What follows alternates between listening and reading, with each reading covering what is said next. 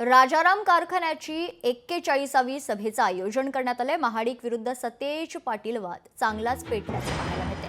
विरोधकांचे आरोप अमल महाडिक यांनी फेटाळले। सभा सुरू होण्यापूर्वी विरोध गटातील खरंतर सभासदांची घोषणा देखील पाहायला मिळाली।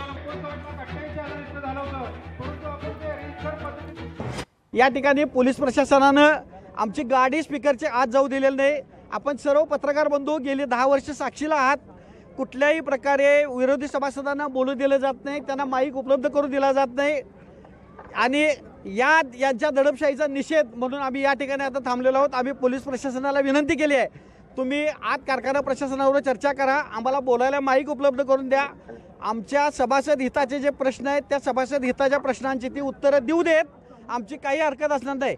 पण याने अशा पद्धतीने जर दडपशाही केली तर याच ठिकाणी आम्ही समांतर सभा घेऊन आम्ही सत्ताधाऱ्यांचा निषेध करणार आहे।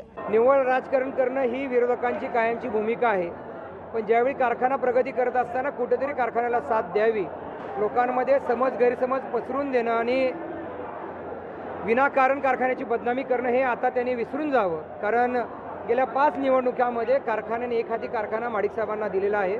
या कारखान्यामध्ये लोकशाही पद्धतीने कामकाज केलं जातं आणि कारखान्याची प्रगतीची वाटचाल ही त्या लोकांना बघवत नाही आहे, म्हणून या दृष्टिकोनातून त्यांचा या ठिकाणी विरोध आहे।